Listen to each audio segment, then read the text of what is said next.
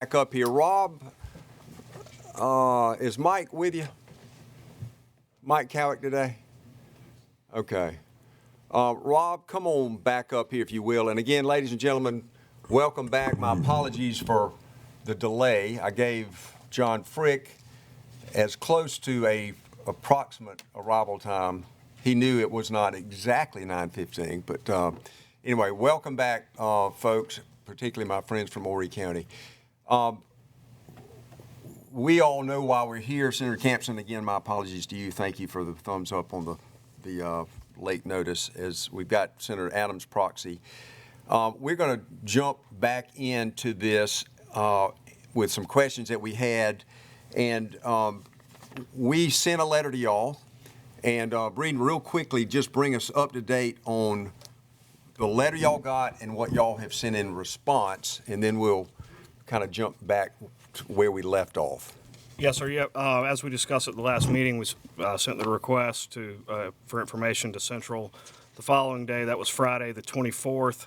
Got a lot of quality information and timely response from Central. Appreciate that. And there's a couple other things that we're kind of working with, and appreciate you all continuing to help us fill in some of those gaps. But we got, just a lot of background information, and appreciate your being candid on how you arrived at this decision. And so we do lack something in more detail, and we'll write and request that because I'm not sure particularly what to ask, but it involves Sandersonville is the name of the company. And so we talked about that generally. There was, I think, a direct request for some information about that. We will parse that, divine that, give that to y'all so that, again, if there's any misunderstanding about what we're asking on that. By way of an update, since our first meeting, the House has introduced a companion bill that I understand, I don't know if, show of hands of those who plan to be here tomorrow. The House is having an LCI subcommittee on that tomorrow. Anybody? Okay, good. The hoteleries here and the restaurants here in Richland County going to get a little more green. Sandy's Hot Dogs used to be an affordable place to eat. They'd have coupons. I'd offer that to you, but they're out of business. And then apparently Joint Bond Review Committee is planning a hearing tomorrow afternoon. Correct, sir. Is that correct? Yes. Again, hopefully you all are here for that as well. And so in terms of, and let me just, if you will, Rob, and again, you represent the co-op, Central, and last week when Mr. Cowick got up at the end, he mentioned having lunch with or dinner with or conversations with Jimmy Staten, Santee Cooper, perhaps Dominion as well. I don't know if I heard that. My question to you, if Mike were here, I would ask him directly, but whose hat is he wearing when he is interacting with the Santee Cooper folks? Because if I understand it, he does not work for you at Central. He works with the Electric Cooperatives, which is the lobbying arm, correct? That is correct. Mike works for what I refer to as the trade association of the electric cooperatives, and he represents 18 of the 20. His business model is you can take services from him on an annual basis on that group or not, whereas Central, we're signing long-term contracts with counterparties on behalf of all 20 cooperatives. So we represent all 20 of the electric cooperatives. We are the electric cooperatives. So to the degree that, again, fiduciary duty, responsibility, again, your faces are interchangeable with, again, as I have to be schooled again over and over as to who represent who, but Tinkin and you represent Central solely.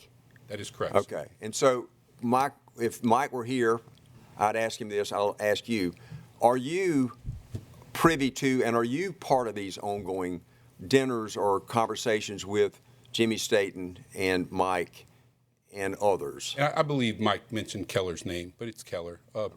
They are talking, as I understand it, I am not privy to those, and I don't want to speak for what happens there. I don't know exactly. I believe they're talking about government relations activity in the respect that A new power plant, as I said last time, is going to take all of us working together. And when I say all of us, the cooperatives, Santee Cooper, Dominion, I'm not sure there aren't other utilities. It's going to take the legislature, the environmental groups. It's really going to be everyone in South Carolina needing to work together. And I don't want to speak for them, but I believe those are the things they're talking about. Is how do we bring all of them together to move forward? Okay, and those are healthy, fruitful conversations. Again, Yes. we're all in this together. House, Senate, each of us here, Central, the 18 cooperative members, we're all in this together. And so that is a healthy thing. But I just wanted to make clear for the record, you're not sitting at that table, or Tinkin, Mr. John Tinkin, is not sitting at those conversations, but perhaps you all are talking independent of those dinners or monthly, or again, whatever he said that happened. Yeah, sir, just to be careful, we have conversations with Dominion and Santee Cooper also. They tend to be more of the technical conversations, and the three of us are having those. They are having some conversations because of the role they're going to take that we are not privy to. But I would tell you in general, it's people talking about what's it going to take for a coalition, and then there's the technical side. But you are correct. John Tinkin and I are not involved in those dinners. We're more what I'll call the technical side of those discussions. We want dinners to continue to happen. I just want to know, again, whose hat is being worn. I would invite you to be invited to those dinners if you would be so invited. I think at some point that is probably the plan. And if you'll let me, Senator, one thing just to make sure. Mike represents the 18 co-ops, but for the trade association, Central is also a member of the trade association. The South Carolina Power Team through Central is somewhat of a member. New Horizon is a member. CS, I believe, is a member. So when individuals come to talk to the legislative bodies, to the regulatory bodies, often it's the trade association through Mike and John Frick that are having those discussions on behalf of the cooperatives of South Carolina. Okay, and again, Senator Campson, jump in at any point. I don't want to dominate this, but we a lot moving, and a bigger topic that, again, for the slow learners, it requires multiple questions by me. At any point you want to jump in, please do. The contract, again, that y'all have entered into, that you have told us on February the 14th with a letter to various members of this General Assembly. That contract came about as a result of your contractual right to opt out of new transmission that Santee Cooper identified it needed in their IRP, Integrated Resource Plan, to replace WINYA, correct? Correct. So if you'll let me, I'm going to step back a little bit. They do an IRP, we do an IRP. From the IRP, we did ours in 2020. Everyone realizes that there's going to be a new resource. And that, again, for the world who doesn't know this, we're talking about Integrated Resource Plan, correct, sir. Which under Act 90, Santee Cooper, for the first time, was required to show God and country as transparently as we know how to require to show what they're going to do. Correct. All right.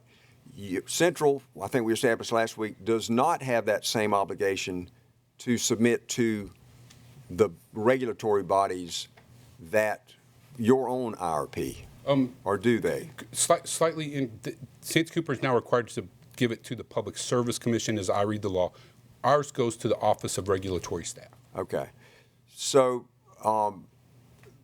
they, and we all agree, we're here because y'all opted out and just did not want to partner on bringing the gas generation to WINYA, which never seemed a very practical idea, correct? Correct. And again, I know it's a lot of information, and the staff, I'm sure, is working through it multiple times. So that was talked about and discussed.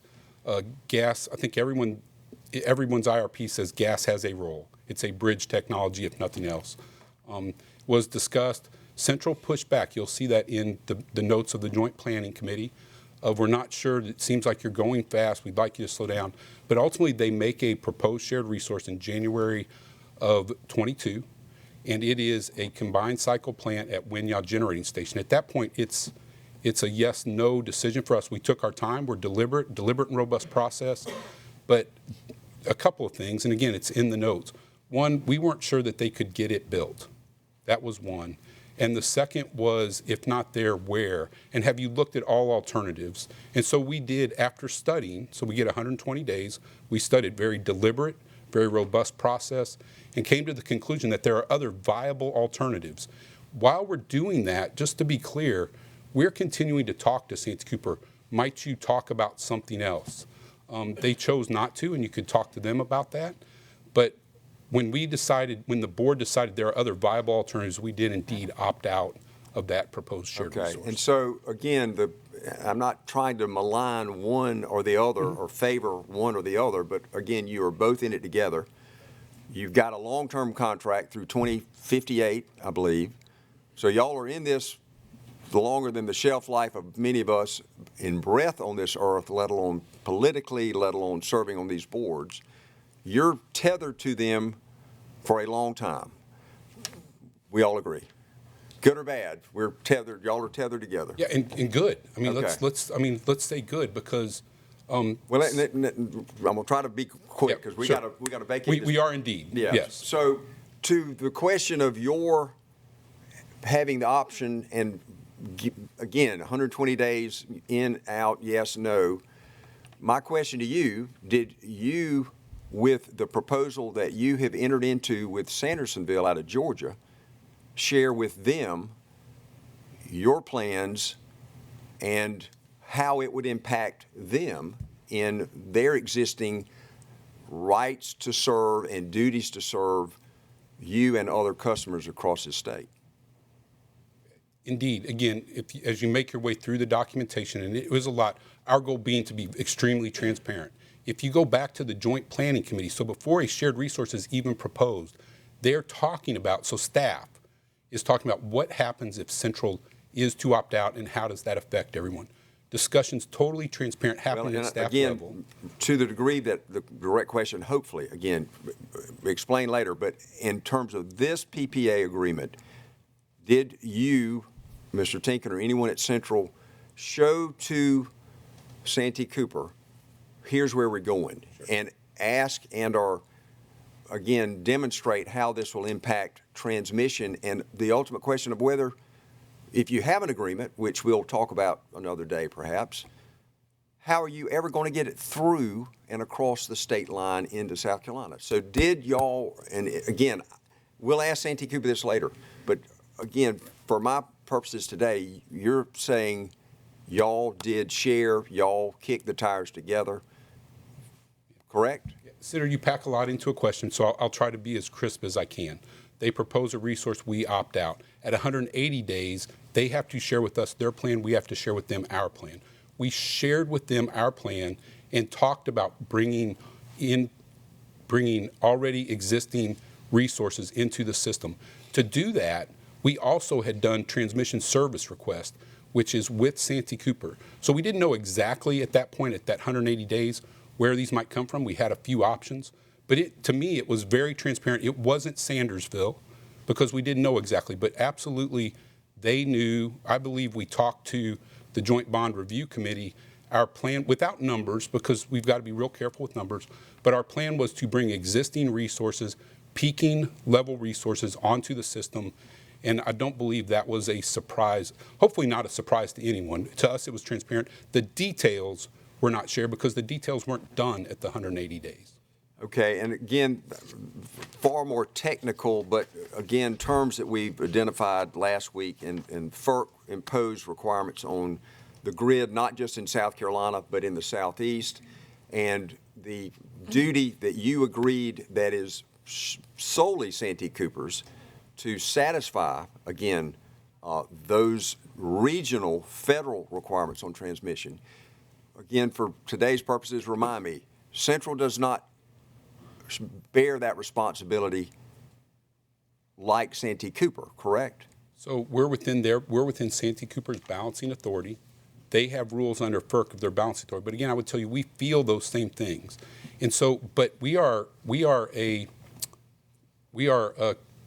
we are part of those relations. Under FERC guidelines, we can be a customer. And so we work with the balancing, we're in 2 balancing authorities, Duke Energy Carolinas and Santee Cooper, and we work within the rules. So to everyone involved, we send what's called a transmission service request. There's 3 steps to that, and again, I'll try to be crisp. And for exact apple to apple, we talked about it's a transmission impact analysis. That's a term of art in your world, correct? Close. It's what I refer to it as a system impact study, but I think we're talking about the same. So the transmission service request has 3 pieces. System impact study. That says what would need to change to bring the generation you're talking about into the system.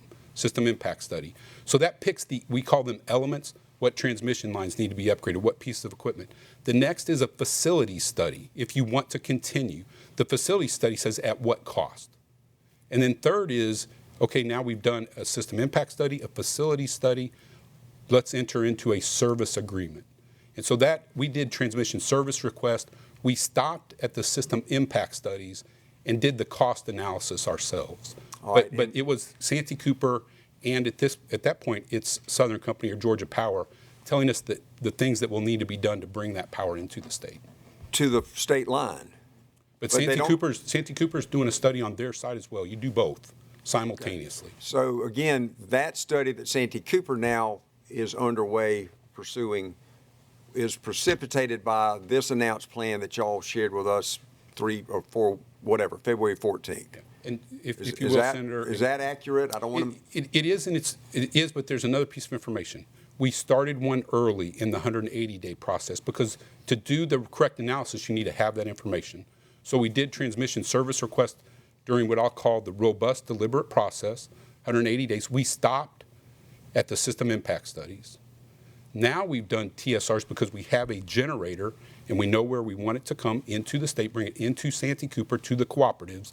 We've now done new transmission service requests that will ultimately should end in transmission service agreements. So we'll do all 3 steps this time. And they were 2, we stopped the first one. Now this one, because we've got the generators, have started again. There is, again, anecdotally, a great sense of you just can't make this happen.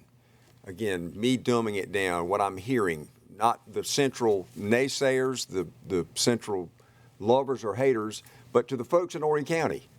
My allegiance singularly, and the state, love you, mean it, too, but that this is a great idea, but you just can't get the flow without us talking about its reliability, resiliency, et cetera, et cetera, et cetera, like those firm contracts we talked about before, PGM, or PJM, which is it? PJM, you got it. That didn't deliver. And 6 hours of rolling blackouts or brownouts that, again, calls into question. So just to kind of help me with the very specific technological specific stuff that I've got to write all these down and hear them again. But to the person looking and hearing this, of all 3 other than those in this room, explain to me how you can get it in when the transmission is already effectively, if not 100%, oversubscribed, without your having to build transmission to bring out-of-state power from a for-profit company. Sandersonville is not a tax-free entity, correct? That is correct. You're going to pay more at the gate. The question is, you get to the gate, but you don't have existing transmission in the air or underground now to accommodate it. So again, kind of dumbing it down, is that a wrong sense of the plan that y'all announced to us a couple of weeks ago? I think wrong might be overstating it, but I think that you're missing data and information, and I would love to share that with you. And again, I'll try to stay high level. I know you're on a time frame. Every time generation is going to flow across state lines, across one balancing authority to the other, you have to consider transmission. In the real time, there is a product called OASIS, O-A-S-I-S. It stands for Open Access Same Time Information System. So in the short term, you've got to go see if there's the ability to move it back and forth. So in the short term, you use Oasis. Happens every day when we're moving power into and out of our state. So FERC has rules on that. Then you can do longer term deals, and that's where these transmission service requests come from. You can ask for non-firm, which means I don't want you to make any changes on your system. Or if you look far in advance, you can ask for long-term firm or even network integration transmission. Real quick, let me stop you right there. And that term, again, last week, and I'm learning this, and firm delivery. Is that what you're talking about? Firm, correct. Firm delivery. And so to this contract that y'all have entered into, is this for firm delivery of electric energy in South Carolina? Yes, sir. In fact, it will be, what we would refer to it as what we believe we can do is first you would say, what term is it? Long term, and that matters. The length of the term matters because that's how you stack up firm. Long-term firm power. All right. But our plan is to go even a step further. Long-term integrated network resource. Which shifts you back to the grid, does it not, that exists in South Carolina alone, that is oversubscribed. That it's at 100% capacity. But so you're going to, correct me if I'm wrong, you're going to bring more in, but you got to figure out with your balancing authorities how to wheel it in. And to their criticism or head scratching, or to the folks that are whispering at home, this sounds great, but there's not enough transmission in the system right now to accommodate new power out of state coming in. So I respectfully will say that there are things that need to be done, but you can go ask those companies what are their long-term plans. They have to share them. We know their long-term plans. They know them. Again, very open, transparent. They have things in the system that will already help. So that's one. And two, they're going to tell us what needs to be done. And beyond those things already in the plan, which we believe we know from our first transmission service request, the things they will have to do, all our analysis are very doable. Very few what I'll call greenfield sites. They have to reconductor, they have to make some of the wires bigger. There are things that will need to be done, but that's why you plan these things years in advance. And if you fail to plan years in advance, you get caught where you don't have options. This what we're planning not only offers more options to us now, it will offer more alternatives to the state in the future. So this contract, I think, says 29. And that means between 23 and 29, y'all have got to find, with folks that you're now talking to in the balancing authorities in South Carolina, you've got 6 years to figure out how to get it in. Fair? Yeah, and figure out is, again, there's lots of FERC rules, and they're complicated, but they're studies. They use software. We use the same software. We did our own internal analysis, had it independent, matched almost exactly to their results. And they have plans, if you will. They've got plans already in the books to be done. There are a few new things that will need to be done. But this is absolutely doable and done all the time all across the country. Okay. The long-term firm, right, long-term firm, Yep. is the same contract that Duke had with PJM. You'd have to ask Duke that. I don't know. So if that is what we are being told, how is Sandersonville any better than PJM? Jersey. It stands for New Jersey. Thank you.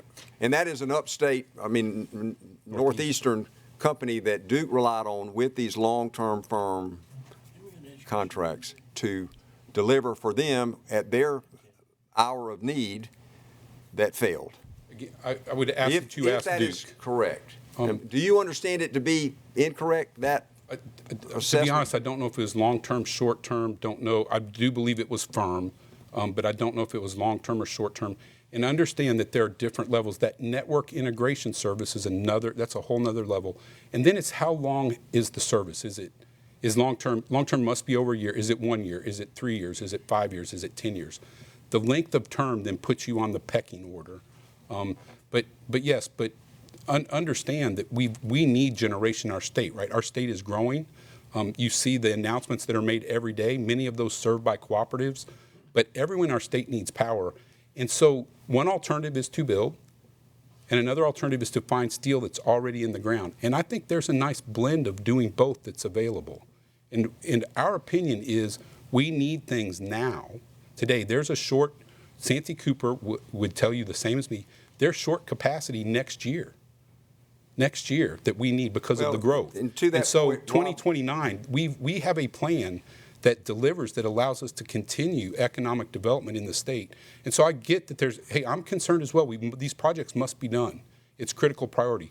But what I would tell you is they can be done, they will be done, and it is only to the benefit of our members in an effort to save them up to 10%. Well, and I agree with that, and you're just turning around right now and take a nod to the crowd because you're speaking to them and you're speaking to us as well. The difficulty in hearing it and believing it, no disrespect to Mr. Tinkin or you're instantly, you're saying 10% less, you're paying more for the same generation that you would partner with who won't be taxed at all. And so that's going to be the difficulty. And then, because RDS Education Committee members here, another sub-member, we're going to be vacating this room in moments. Wrap up just for now. We got to figure out whether we can find a spot to come back later today. Are y'all all here for tomorrow? Ori, are y'all here tomorrow? Y'all for both? So y'all are staying tonight. Okay, everybody kind of here, staying, or you don't have to be, but y'all are close by. We're going to figure out whether we can resume this today. But to help us with the last word, Rob, you get the last word. Help us figure out how this is going to make sense. And you don't have to do it right now, but that is the very great difficulty that we are having in figuring out how you're going to pay a for-profit company out of state to generate power for less, and then have to, for 6 years, figure out a way who's got the right of way to build transmission to make it happen so that Ori co-op members are made whole and can depend on it, and that Santee Cooper, who has the charge by law, because we didn't sell Santee Cooper. Don't know if y'all remember that. It's a state asset, a quasi-governmental asset that we have given favored nation treatment with taxing authority. And so help us, and I've said I'd give you the last word. I'm charging you hypothetically, I'm not going to try to answer that. Don't answer it rhetorically. Help us help make this case, Mr. Frick and others, because it just doesn't seem that you can do it. And so that we'll resume this. And again, if we can later today, John Frick, we'll talk about if we can resume this. Senator, if you'll let me, just please, for transparency, I'm not going to respond, but our chairman wanted to say one word real quick. If you'll let me, Paul Basha is Central's chairman.